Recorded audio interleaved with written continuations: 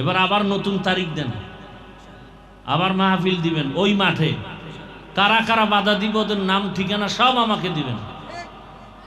তবে আমাকে নাম ঠিকানা আগে দিলে কোন মায়ের সন্তান বাংলাদেশে কোরআন ও হাদিসের বয়ান হবে আর বাধা দিবে দেখে নিতাম ইনশাআল্লাহ।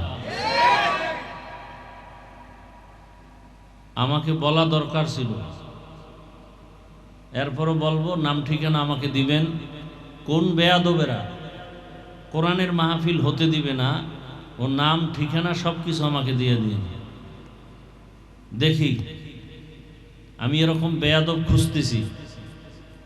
আজকে শুক্রবার জুমার দিন, স্কুল কলেজ সব বন্ধ, কোরআন ও হাদিসের আলোচনা হবে, এলাকায় রহমত আসবে। আল্লাহর দুশ্মন ছাড়া, ইসলামের দুশ্মন ছাড়া এই কোরআন ও হাদিসের মাহফিলে বাধা দিতে কেউ পারে না।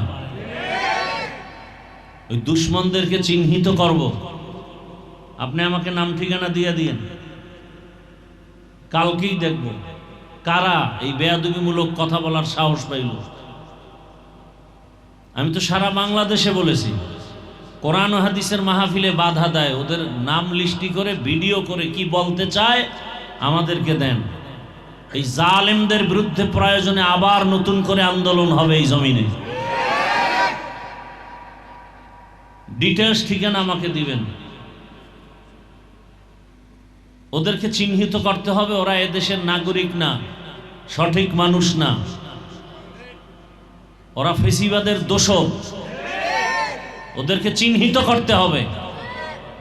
ফজরের নামাজের ইমামতিতে আছেন হযরত ওমর। নামাজের ভেতরেই দুশ্মন ওমরের উপরে আঘাত করলো, রক্তাক্ত হয়ে পড়ে গেলেন, নামাজটা শেষ করতে পারলেন না। সন্তান আব্দুল্লাহকে বলেন, আব্দুল্লাহ, বহু আগে আম্মাজানের কাছে তোমারে পাঠাইছিলাম একটা অনুমতির জন্য। আমারে রাসূল এত আদর করতেন আর ভালোবাসতেন, রহমতের নবী যেখানে যাইতেন আমাকে রাখতেন, আবু বকরকে রাখতেন, পরামর্শ নিতেন আমাদের থেকে। আমার মনের তামান্না দুনিয়াতে যেমন রাসূলের পার্শ্বে ছিলাম, ইন্তেকালের পরেও আমি রাসূলের পার্শ্বে থাকতে চাই। কিন্তু এই অনুমতি তো আম্মাজান আয়েশা থেকে নিতে হবে। আরো একবার তুমি অনুমতি চাইছিলা, আম্মাজান বলছেন ভেবে দেখি, আর ফাইনাল হয় নাই। এখন আমি মরণের বিছানায় পড়ে গেলাম, আমার কানে একটু আওয়াজ দাও।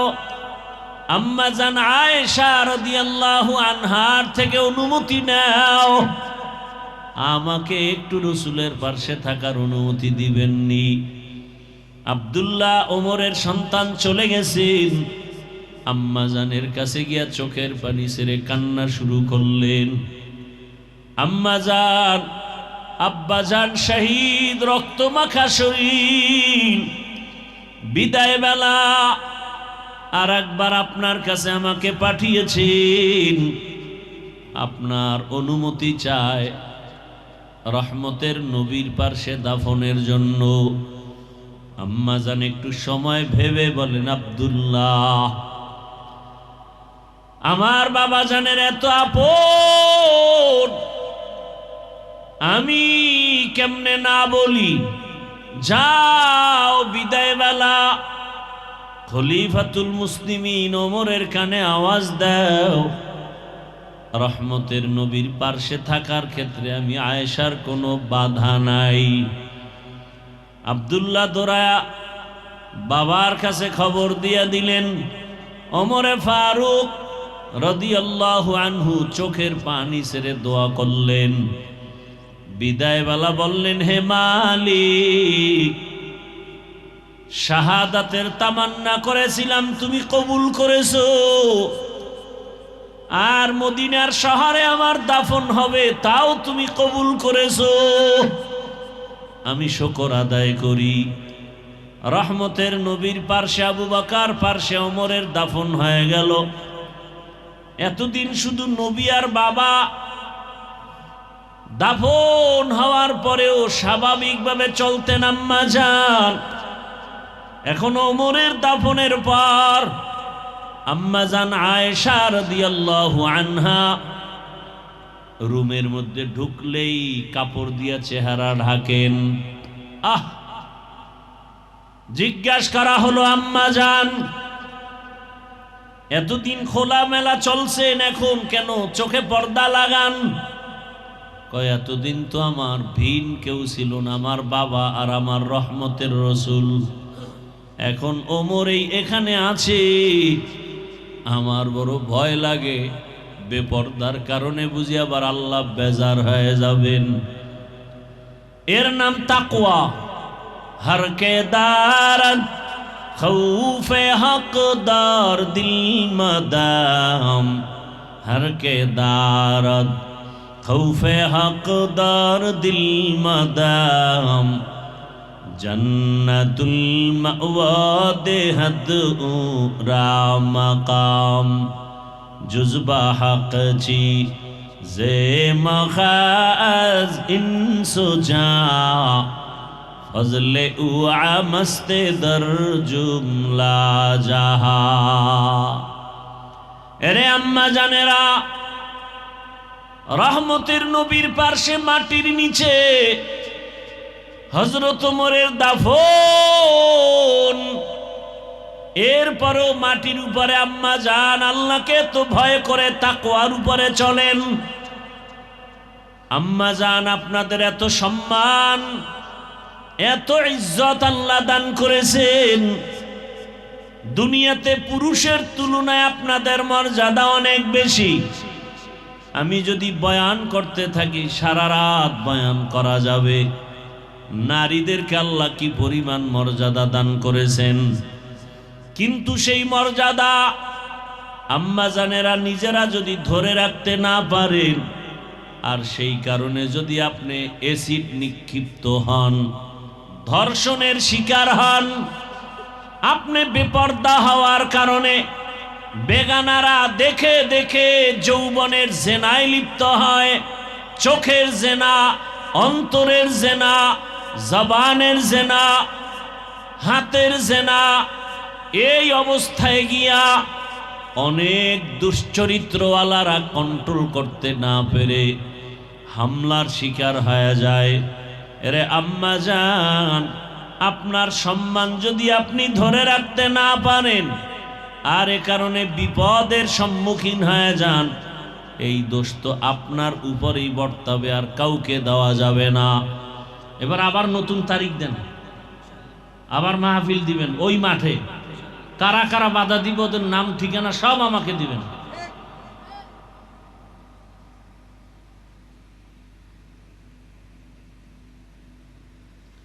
আল্লাহ হেদায়েত দান করুন। আমরা মানুষকে বুকে লাগাইতে শিখেছি, আঘাত করতে শিখি নাই। এদেশের ওলামায়ে কেরাম এ দেশে আছে বিদায় দেশ এখনো শান্তিতে আছে। ওলামায়ে কেরাম না থাকলে দেশ এখন জাহান্নাম হয়ে যেত। এই ওলামায়ে কেরামদের সাথে যারা বেয়াদবি করবে, কোরআনের সাথে, মাদ্রাসার সাথে, এদেরকে দেখে নিতে হবে ইনশাআল্লাহ।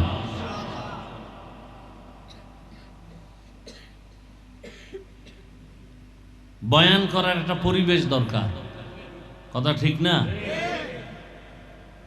চেষ্টা করলেও হয় না। কত বড় জালেম, আল্লাহর দুশ্মন, রসুলের দুশ্মন। হ্যাঁ,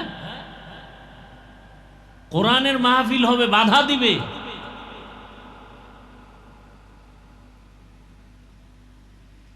নতুন আমি ডেট দিব, আবার ওই মাঠে মাহফিল করবেন, আয়োজন করেন। আমার কোনো হাদিয়া লাগবে না, কিন্তু এই জালেমদেরকে দেখে নিব ইনশাআল্লাহ।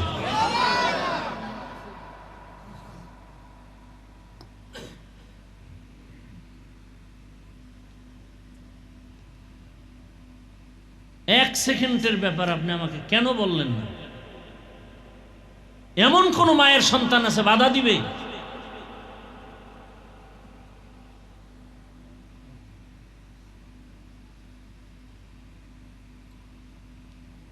আল্লাহ হেদায়েত দান করুন। আমরা হিন্দুদের বিরুদ্ধে বলি না, খ্রিস্টানের বিরুদ্ধে বলি না। ওলামায়ে কেরামে জাতির বন্ধু, এ দেশের বন্ধু, এরা স্বাধীনতার বন্ধু। আমরা মানুষকে আপন বানাবার জন্য কথা বলি, আদর্শবান বানাবার কথা বলি, কলহ দ্বন্দ্ব মিটানোর বয়ান করি। আমাদের উপরে কথা বলবে এত বড় সাহস!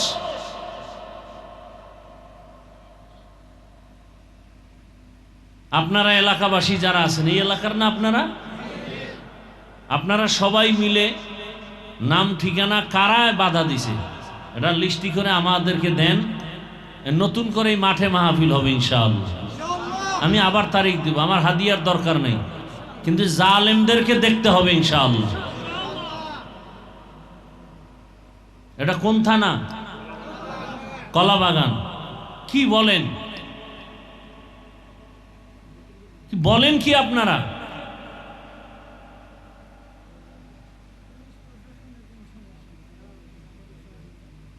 তো বললাম তো, যদি কোনো প্রশাসনের লোক বাধা দেয়, কে দিছে আমাকে বলেন। কালকে আপনারা বসে মিটিং করেন, নাম ঠিকানা আমাকে দেন, আমি নতুন তারিখ দেব, মাহফিল হবে। কি জায়গার নাম কি? মেহেরুন্নেসা স্কুল অ্যান্ড কলেজ মাঠে মাহফিল হবে ইনশাআল্লাহ। কারা কারা বাধা দিছে আপনার এলাকার লোকজন এক হয়ে আমাকে নাম ঠিকানা দেন। যে বাধা দিবে ওর নাম লিস্টি করে দিবেন।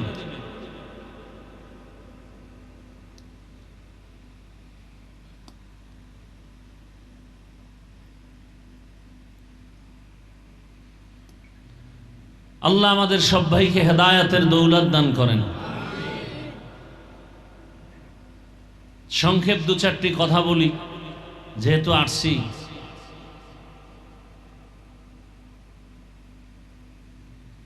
কোরআনে হাকিমের এক আয়াত, রসুলের একটি হাদিসও পড়েছি। আল্লাহ বলেন, ইয়া আইয়ুহাল্লাযীনা আমানুত্তাকুল্লাহা ওয়াল তানজুর নাফসুম মা কদ্দামাত লিগাদিন ওয়াত্তাকুল্লাহ। ও দুনিয়ার মুমিন, তোমরা আল্লাহকে ভয় করো এবং তোমাদের ভবিষ্যৎ এক জীবন আসবে, স্থায়ী জীবন, পরকালীন জীবন। সেই জীবনের কি সম্বল সঞ্চয় করেছো এদিকে মনোনিবেশ হও, খেয়াল করো। ওয়াত্তাকুল্লাহ, আল্লাহ বলেন আবারও আমাকে ভয় করো, তাকওয়া অর্জন করো। ইন্নাল্লাহা খাবীরুম বিমা তা'মালুন, নিশ্চয়ই আল্লাহ রাব্বুল আলামিন তোমার আমার সব কৃতকর্মের খবর পরিপূর্ণ অগ্রিম জানেন।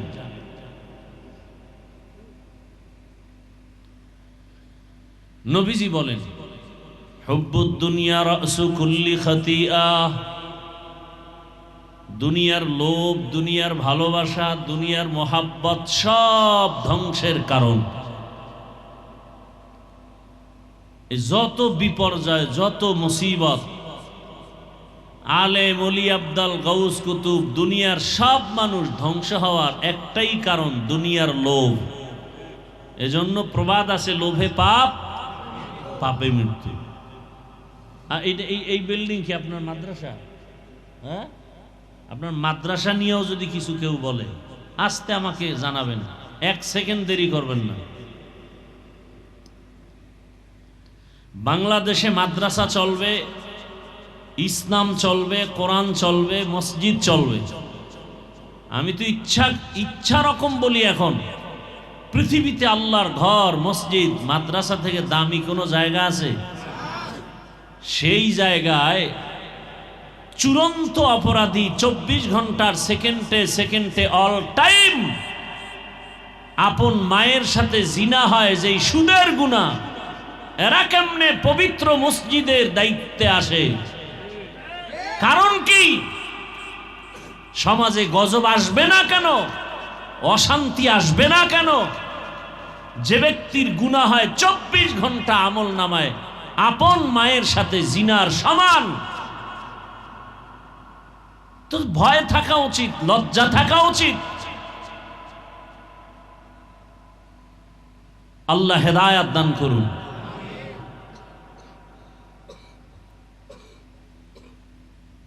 পৃথিবীতে আসছি একদিন, যাব একদিন। কিন্তু মানুষ হয়ে যেতে চাই, অমানুষ হয় না ইনশাআল্লাহ। আমরা মরিয়াও অমর হয়ে থাকবো ইনশাআল্লাহ।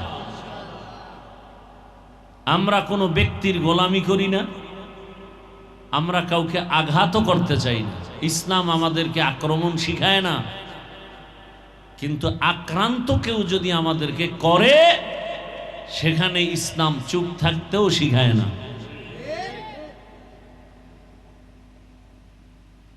তো দুনিয়ার সব মানুষের ধ্বংসের একটাই কারণ, দুনিয়ার লোভ।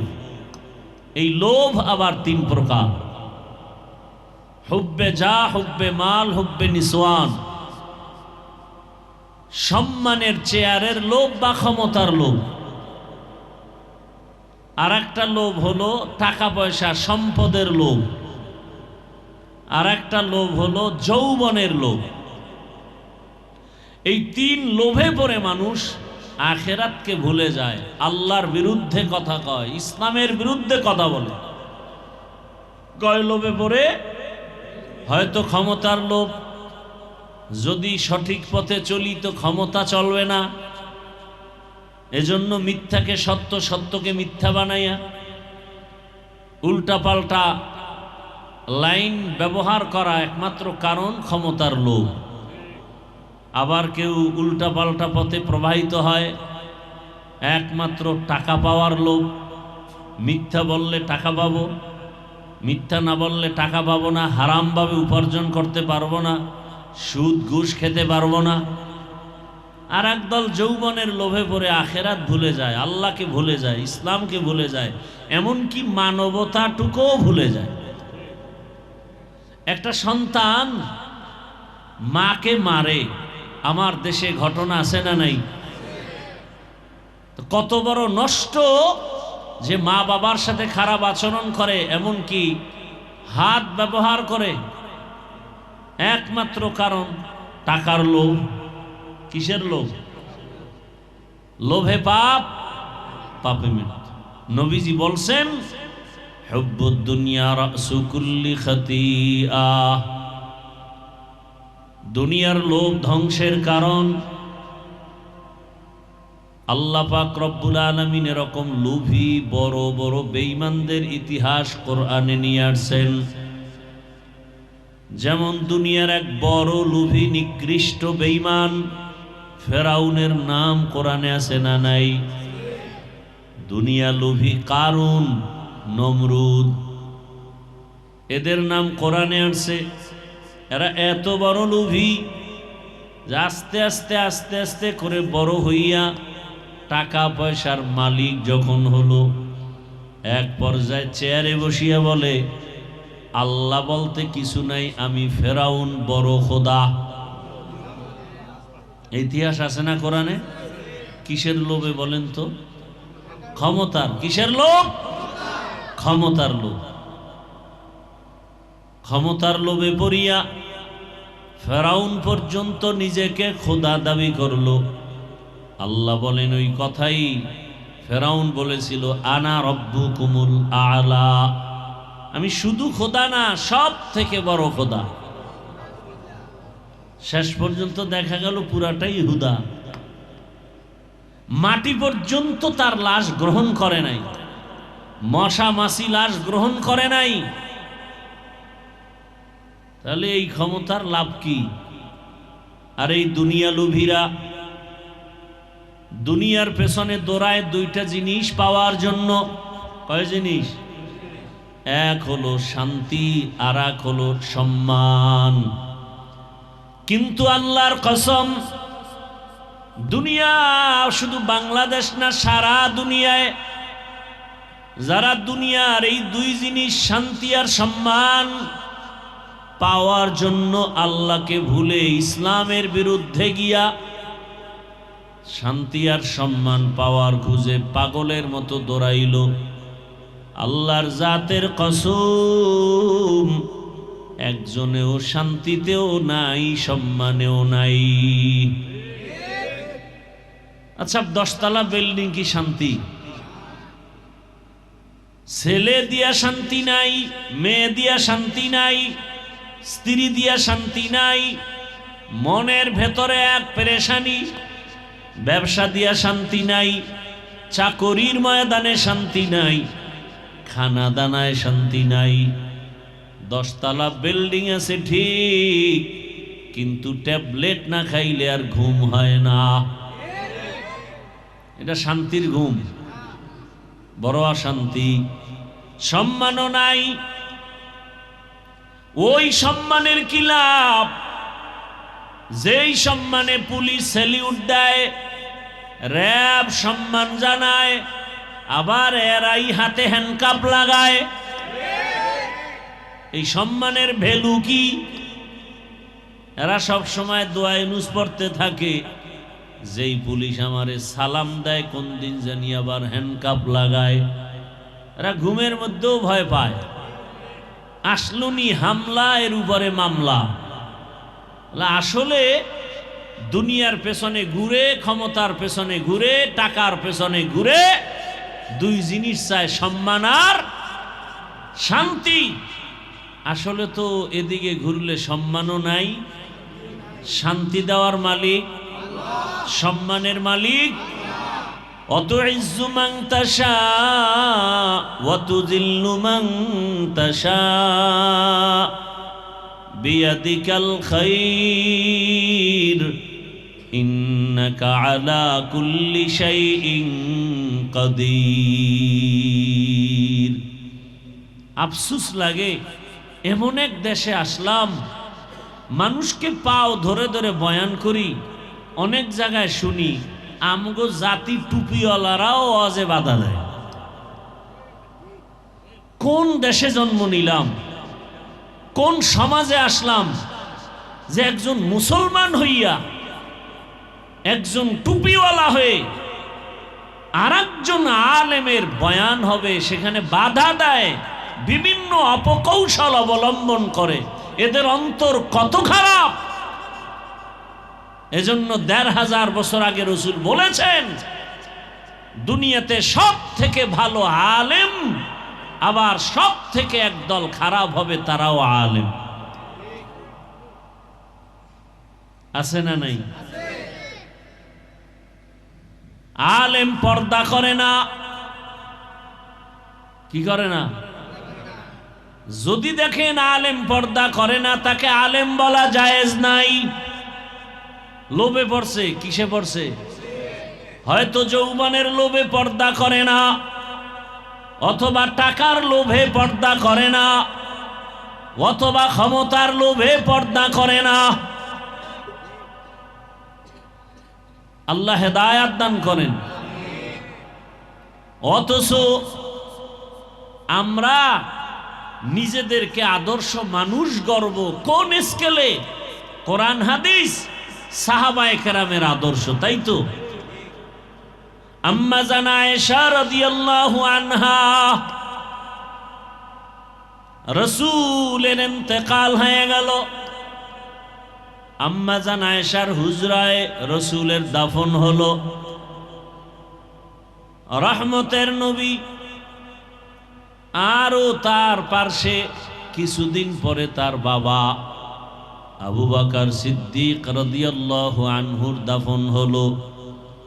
আম্মাজান খোলামেলা স্বাভাবিকভাবে চলাফেরা করে রুমের ভেতরে। ও পর্দার আড়ালের আম্মা জানেরা, বোনেরা, ভালো করে শুনেন। রহমতের নবী রওজায়ে আতহারে, এর পার্শ্বে আবু বকর বাবা। আম্মাজান তেমন পেরেশানি নাই, চিন্তা মুক্ত চলেন। যেদিন হযরত ওমরের ইন্তেকাল হয়, শহীদ ফজরের নামাজের ইমামতিতে আছেন হযরত ওমর। নামাজের ভেতরেই দুশমন ওমরের উপরে আঘাত করলো, রক্তাক্ত হয়ে পড়ে গেলেন। নামাজটা শেষ করতে পারলেন না। সন্তান আব্দুল্লাহকে বলেন, আব্দুল্লাহ, বহু আগে আম্মাজানের কাছে তোমারে পাঠাইছিলাম একটা অনুমতির জন্য। আমারে রসুল এত আদর করতেন আর ভালোবাসতেন, রহমতের নবী যেখানে যাইতেন আমাকে রাখতেন, আবু বকরকে রাখতেন, পরামর্শ নিতেন আমাদের থেকে। আমার মনের তামান্না দুনিয়াতে যেমন রসুলের পার্শ্বে ছিলাম, ইন্তেকালের পরেও আমি রসুলের পার্শ্বে থাকতে চাই। কিন্তু এই অনুমতি তো আম্মাজান আয়েশা থেকে নিতে হবে।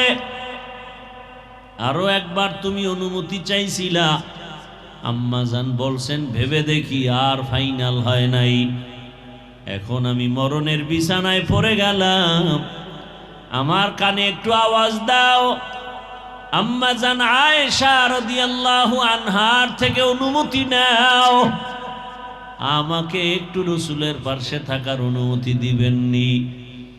আব্দুল্লাহ ওমরের সন্তান চলে গেছেন, আম্মাজানের কাছে গিয়া চোখের পানি ছেড়ে কান্না শুরু করলেন। আম্মাজান, আব্বাজান শহীদ, রক্তমাখা শরীর, বিদায় বেলা আর একবার আপনার কাছে আমাকে পাঠিয়েছেন, আপনার অনুমতি চায় রহমতের নবীর পার্শ্বে দাফনের জন্য। আম্মাজান একটু সময় ভেবে বলেন, আব্দুল্লাহ, আমার বাবা জানের এত আপন, আমি কেমনে না বলি? যাও, বিদায় বেলা খলিফাতুল মুসলিমিন ওমরের কানে আওয়াজ দাও, রহমতের নবীর পার্শ্বে থাকার ক্ষেত্রে আমি আয়েশার কোনো বাধা নাই। আব্দুল্লাহ দৌড়ায়া বাবার কাছে খবর দিয়া দিলেন। ওমরে ফারুক রাদিয়াল্লাহু আনহু চোখের পানি ছেড়ে দোয়া করলেন। বিদায় বেলা বললেন, হে মালিক, শাহাদাতের তামান্না করেছিলাম, তুমি কবুল করেছো, আর মদিনার শহরে আমার দাফন হবে, তাও তুমি কবুল করেছো। আমি শুকর আদায় করি। রহমতের নবীর পার্শ্বে আবু বকর, পার্শ্বে ওমরের দাফন হয়ে গেল। এতদিন শুধু নবী আর বাবা, দাফন হওয়ার পরেও স্বাভাবিকভাবে চলতেন আম্মাজান। এখন ওমরের দাফনের পর আম্মাজান আয়েশা রাদিয়াল্লাহু আনহা রুমের মধ্যে ঢুকলেই কাপড় দিয়া চেহারা ঢাকেন। জিজ্ঞাসা করা হলো, আম্মাজান, এতদিন খোলামেলা চলছেন, এখন কেন চোখে পর্দা লাগান? কয়, এতদিন তো আমার ভিন কেউ ছিল না, আমার বাবা আর আমার রহমতের রসুল। এখন ওমরেই এখানে আছে, আমার বড় ভয় লাগে, বেপর্দার কারণে বুঝি আবার আল্লাহ বেজার হয়ে যাবেন। এর নাম তাকওয়া। হর কে দারদ খৌফে হকদার দিল মদাম, হর কে দারদ খৌফে হকদার দিল মদাম, জন্নতুল মাওয়া দেহদ উরা মাকাম, জুজবা হক চি জে মখাজ ইনসুজা, ফজলে উআ মস্তে দর জুমলা জাহা। এরে আম্মা জানেরা, রহমতের নবীর পার্শ্বে মাটির নিচে হযরত ওমরের দাফন, এরপরেও মাটির উপরে আম্মা জান আল্লাহকে তো ভয় করে তাকওয়ার উপরে চলেন। আম্মা জান, আপনাদের এত সম্মান, এত ইজ্জত আল্লাহ দান করেছেন, দুনিয়াতে পুরুষের তুলনায় আপনাদের মর্যাদা অনেক বেশি। আমি যদি বয়ান করতে থাকি সারা রাত বয়ান করা যাবে। নারীদেরকে আল্লাহ কি পরিমাণ মর্যাদা দান করেছেন, কিন্তু সেই মর্যাদা আম্মাজানেরা নিজেরা যদি ধরে রাখতে না পারেন, আর সেই কারণে যদি আপনি অ্যাসিড নিক্ষিপ্ত হন, ধর্ষণের শিকার হন, আপনি বেপর্দা হওয়ার কারণে বেগানারা দেখে দেখে যৌবনের জেনায় লিপ্ত হয়, চোখের জেনা, অন্তরের জেনা, জবানের জেনা, হাতের জেনা, এই অবস্থায় গিয়া অনেক দুশ্চরিত্রওয়ালারা কন্ট্রোল করতে না পেরে হামলার শিকার হয়ে যায়। এরে আম্মা জান, আপনার সম্মান যদি আপনি ধরে রাখতে না পারেন আর এ কারণে বিপদের সম্মুখীন হয়ে যান, এই দোষ তো আপনার উপরেই বর্তাবে, আর কাউকে দেওয়া যাবে না। রাস্তায় যদি স্বর্ণ পায়, স্বর্ণ মানুষ নিয়ে যাবে, ওই স্বর্ণ আর দিবে না, ওই স্বর্ণ কুক্ষিগত করে ফেলবে। আপনাদের মান তো স্বর্ণের থেকেও তুলনাহীন বেশি। আপনারা যদি বেপর্দায় চেহারা প্রদর্শন করান বেগানার সামনে, দুনিয়াতে তো আকর্ষণ, এটা তো আল্লাহ প্রত্যেকটা মানুষের ভেতরে দিয়েছেন গুনাহের আকর্ষণ। এ কারণেই তো বেপর্দাও বেড়েছে, ধর্ষণও বেড়েছে। কথা ঠিক না?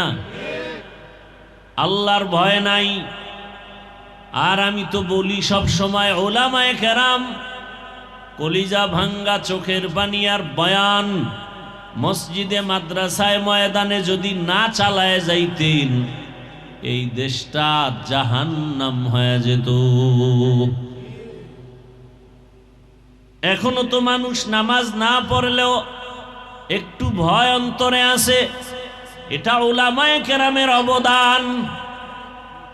না হয় যে অকারেন, যেই অপকর্ম, একটা সন্তান মাকে মারতে যায়, বাবার উপরে হাত লাগায়, কতটা নিকৃষ্ট হলে, চরিত্রহীন হলেই অবস্থা হয়। এর থেকে বাঁচার একটাই মাত্র মেডিসিন, আল্লাহর আযাবের ভয়। একটা সন্তান মা বাবাকে ভয় পাওয়ার কারণে মা বাবার সামনে অন্যায় করে না। একটা ছাত্র শিক্ষকের ভয় করার কারণে শিক্ষকের সামনে অন্যায় করে না। ঠিক এই দুনিয়ায় মানুষ যদি আমার আল্লাহর আদালতের ভয় নিয়ে চলতো, জাহান্নামের ভয় অন্তরে যদি জমা করে চলতো, কোনোদিন জুলুম করতে পারতো না, অন্যায় পথে পা বাড়াতে পারতো না। এই ভয়টা অর্জন করা জরুরি, এবং ভয় অর্জন করার একমাত্র ঠিকানা উলামায়ে আহলে হকের সোহবত আর নেক নজর। তাদের নজর লাগবে তো অন্তরে ভয় আসবে, তাকওয়া আসবে। قال النبي صلى الله عليه وآله وسلم لكل شيء معدن ومعدن التقوى قلوب العارفين। ভালো ভালো জিনিস রাখার যেমন ফ্যাক্টরি আছে, আল্লাহর ভয় বা তাকওয়ার ফ্যাক্টরি। আল্লাহর খাস বান্দা যারা তাকওয়াওয়ালা, তাদের কলব, তাদের নজর লাগলে জীবন ধন্য হয়ে যায়। আল্লাহর ওলি যারা তাকওয়াওয়ালা, এদের একটু ছোঁয়া লাগছে, ডাক্তারের পথে থাইকেও সে নামাজি হয়ে গেছে। আল্লাহর খাস ওলি যারা তাকওয়াওয়ালা, এদের যখন নজর লাগছে, কলেজের প্রফেসর নামাজি হয়ে গেছে, পুলিশ, র্যাব, আর্মি নামাজি হয়ে গেছে। এই যে আসলাম এখানে বয়ানে, এই পেছনে সিগন্যালে গাড়ি দাঁড়ানো, এক পুলিশ এসে ড্রাইভারের সাথে কথা বলে, যখন বলে অমুকের গাড়ি, দৌড়ে আসছে আমার সাথে হাত মিলাবার জন্য। এটাই তো আলেমের মোহাব্বত। কত মানুষ আলেমকে মোহাব্বত করে, অথচ জেনারেল লাইনের মানুষ, OC, DC, SP, chairman, member আছে না নাই? এরা বলে ইসলামের জন্য যা লাগবে আমরা দিব। আবার কিছু কুলাঙ্গার, এদের মধ্যে আলেমদের মায়া নাই, আল্লাহর ভয় নাই। এরা কোরআনের পক্ষে না, বরং বলে সবাই রাজি হলে ওই কুলাঙ্গারেরা বলে আমরা কোরআনের কথা বলতে দিব না, মাহফিল হতে দিব না, মাদ্রাসা হতে দিব না। এরকম কুলাঙ্গার আছে না নাই? এভাবেই থাকবে। এটাই হক বাতিলের লড়াই, কিয়ামত পর্যন্ত চলবে। কারণ রাতের অন্ধকার না থাকলে আলোর মর্যাদা যেমন বুঝা যায় না, ভণ্ড কুলাঙ্গার বাতেল এরা যদি না থাকে আসল হক প্রমাণ হয় না। বাতেল এক সময় ধ্বংস হয়ে গেছে। আর মুসা নবীর নাম শুনলে মানুষের দিল থেকে দোয়া, ইব্রাহিম নবীর নাম আসলে দোয়া, ঠিক নেই? ভালো মানুষের দোয়া, ভালো মানুষ হতে পারলে শুধু মানুষ না অন্য মখলুকেরাও দোয়া করে। ভালো মানুষ হইতে মাওলানা হওয়া লাগে না, মুফতি হওয়া লাগে না, চরিত্র ভালো হওয়া লাগে। हर के दारत खौफे हकदार दिल मदम जन्नतुल मअवा देहत रामका। আপনারা ভয় পাইতেছেন না তো মইরা যান, ভয় পাইলে মরেন। এখনো যদি ভয় পান তো মানুষ হইলেন কেন? কিসের ভয়? চোর ডাকাত বেয়াদব চরিত্রহীনেরা আমাদেরকে ভয় করবে, আমরা কেন করব? আমরা ভয় করি আল্লাহকে, আল্লাহর আযাবকে। আর দুনিয়ার সব আমাদেরকে ভয় করতে বাধ্য হবে ইনশাআল্লাহ। আমাদের টাকা নাই, পয়সা নাই, বাড়ি নাই, গাড়ি নেই, অস্ত্র নাই, আমাদের কাছে যে পাওয়ার আছে এই পাওয়ার দুনিয়ার কোনো অস্ত্রওয়ালার কাছেও নেই। ও পেছনে পেছনে যত হামতাম করবে সামনে আসলে মোমের মতো দুর্বল হয়ে যাবে। এটাই হকের পরিচয়। তো জেনারেল লাইনেও বহু আল্লাহর প্রিয় বান্দা আছে না? ওই যে যুবকদের জন্য আইডল, রক্তের ফোঁটা জমিনে ফালাইয়া গোটা দুনিয়াটাকে আলোড়ন সৃষ্টি করে কবরে গেল। আর বুঝায় গেল দুনিয়ার মানুষ সততার উপরে যদি থাকো, টাকায় পশু বিক্রি হয়, টাকায় অমানুষ বিক্রি হয়, টাকায় আমি হাদি বিক্রি হই না। আপনারাও বিক্রি হবেন ভোটের আগের রাতে। তাও কোন দামে? কয় ছাগলের চেয়েও কম দাম। একটা মুরগি কিনতে লাগে 1000 ভালো মানের, ছাগলের দাম 15 থেকে 20,000, গরুর দাম 1 লাখ। আর আমার সোনার বাংলার আশরাফুল মখলুক এরা ভোটের আগে বিক্রি হয় বাজার দরে 500 টাকা। তার মানে ছাগলের চেয়েও খারাপ, গরুর চেয়েও খারাপ। আর মানুষ নাই, অমানুষ। মানুষ কোনদিন টাকায় বিক্রি হতে পারে না। পশু টাকায় বিক্রি হয়, অমানুষ টাকায় বিক্রি হয়। আল্লাহ হেদায়েত দান করুন, আল্লাহ হেদায়েত দান করুন। এই যে বদ অভ্যাস এ চালু হয়ে গেল। চেয়ারম্যানের থেকে খাইবে জনগণ, খাইয়া চেয়ারম্যানরে কানে কানে তাবিজ দিবে, মন্ত্র শিখাবে, তুমিও আমগো জায়গায় যাইয়া আমগো কপালের ডি খাইও। চেয়ারম্যানও খায়, এমপিও খায়। কেউ খান কেন? কয় যে জাগোটা খাই, ওরা আমারটা আগে খাইছে। কি ভাই? তাহলে এমপি, মন্ত্রী, চেয়ারম্যানরা আগে হারাম খায় না জনগণে খায়? জনগণের চেয়ারম্যান, এমপি এই প্রার্থীদের থেকে খাইয়া এরপরে শিখায় তুমিও খাও। তাই এবার আপনারা রাস্তায় চিনলেন কেন? গম বরাদ্দ খাইয়া ফালায়, রাস্তা ভরাটের টাকা খায়। আপনারা যে খাইছেন এটা বলেন না কেন?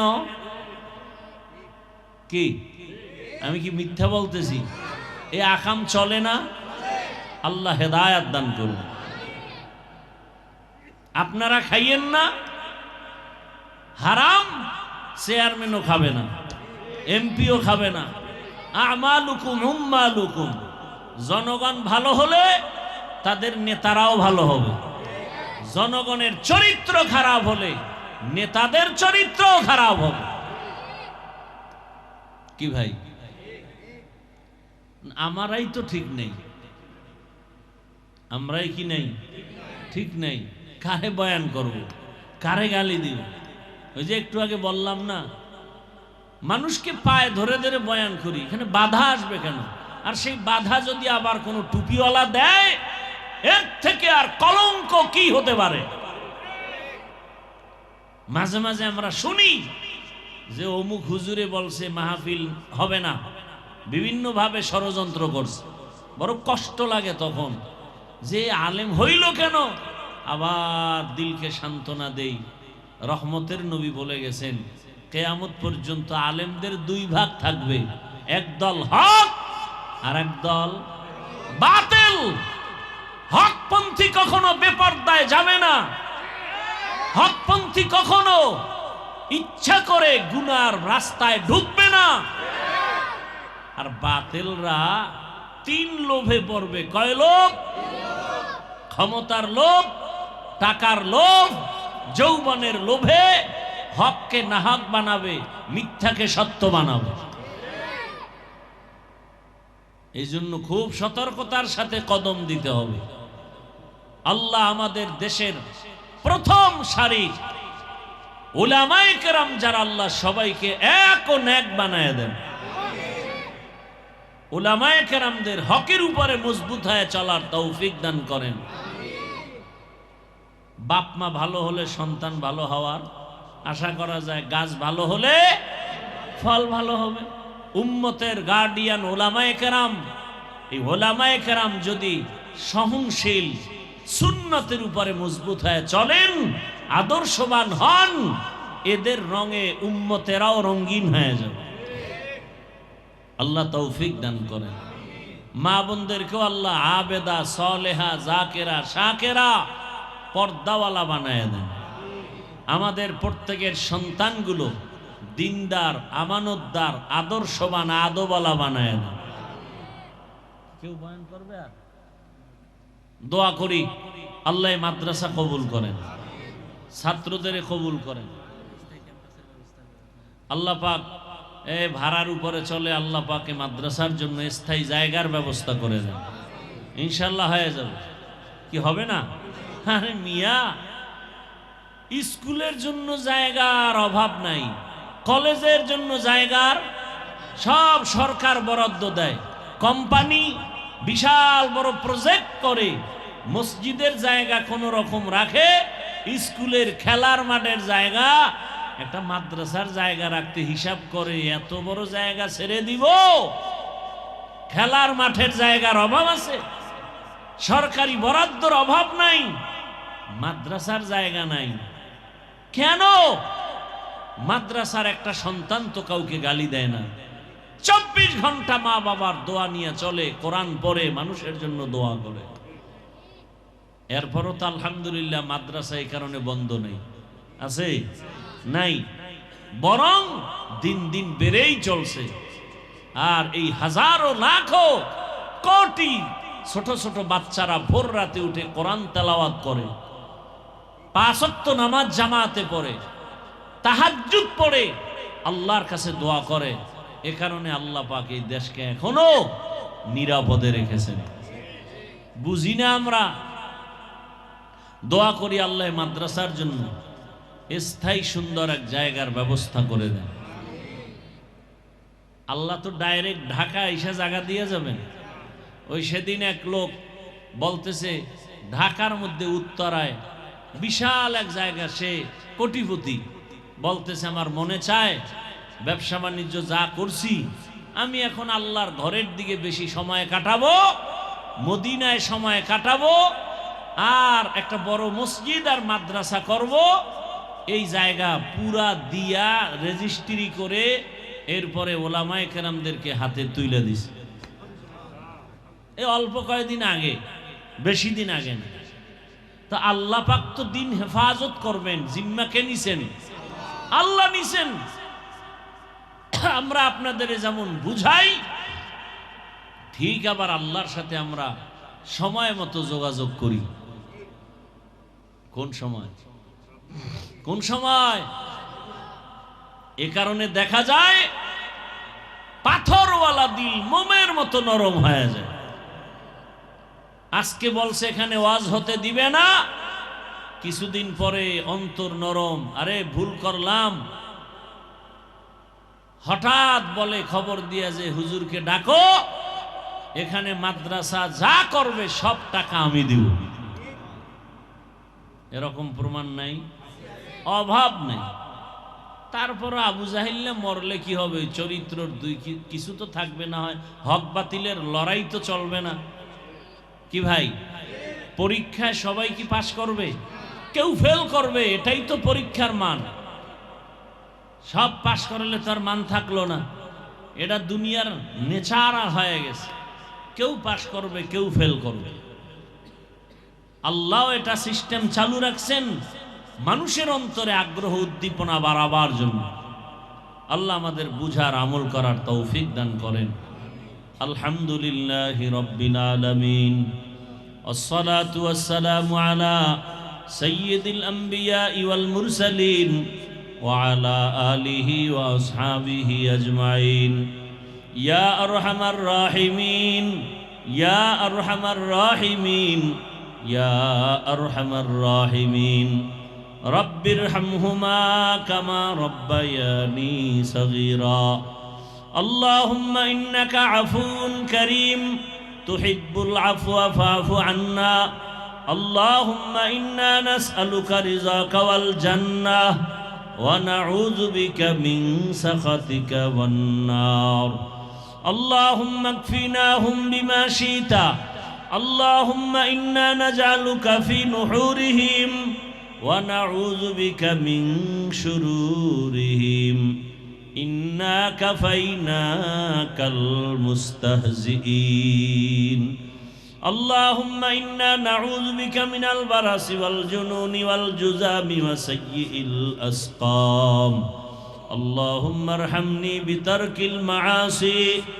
আল্লাহুম্মা ইন্না নাসআলুকা ইলমান নাফিআ ওয়া রিজকান ওয়াসিআ ওয়া শিফাআম মিন কুল্লি দা। ইয়া আল্লাহ, এই মাহফিল কবুল করে নেন, মাদ্রাসা কবুল করে নেন। আয় আল্লাহ, উস্তাদ ছাত্রদের কবুল করে নেন, এলাকাবাসীকে কবুল করে নেন, চাকরিজীবী ব্যবসায়ীদের কবুল করে নেন। আয় আল্লাহ, মুরব্বী হাজী সাহেব, ওলামায়ে কেরাম, যুবক ছাত্র মা বোনদের কবুল করে নেন। আয় আল্লাহ, সারা দুনিয়াবাসীকে মাফ করে দেন রব্বুল আলামিন। আয় আল্লাহ, প্রবাসীদেরকে হেফাজত করেন, বাংলাদেশ ইসলামের জন্য কবুল করে নেন।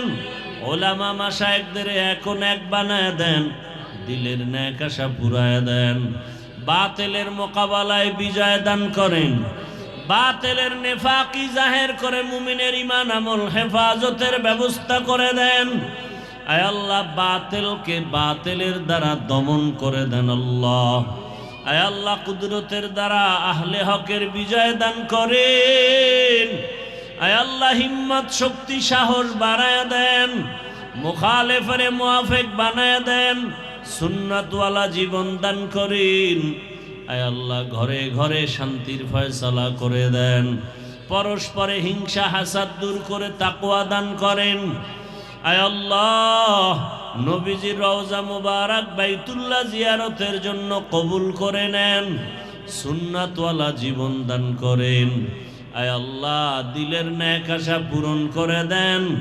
আয় আল্লাহ তাআলা, আমাদের মা বাবা মুরব্বীরা যারা কবরে, সবাইকে জান্নাতের উঁচু মাকাম দান করেন।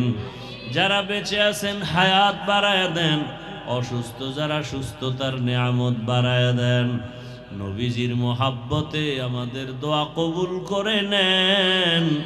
আয় আল্লাহ, কুদরতের দ্বারা ইজ্জতের জীবন দান করেন, জাহেরি বাতিনি দুশ্মনের মোকাবেলায় বিজয় দান করেন। আওয়াজে কথায় রুহানিয়াতে স্পষ্টতা রূপ বাড়ায় দেন। নবীজির মোহাব্বতে আমাদের দোয়া কবুল করে নেন আল্লাহ। হাসবুনাল্লাহু ওয়া নি'মাল ওয়াকিল, নি'মাল মাওলা ওয়া নি'মান নাসির। ওয়া সাল্লাল্লাহু তাআলা আলা খাইরি খালকিহি মুহাম্মাদ ওয়া আলা আলিহি ওয়া আসহাবিহি আজমাইন। আমিন আমিন আমিন বিরহমাতিকা ইয়া আরহামার রাহিমিন।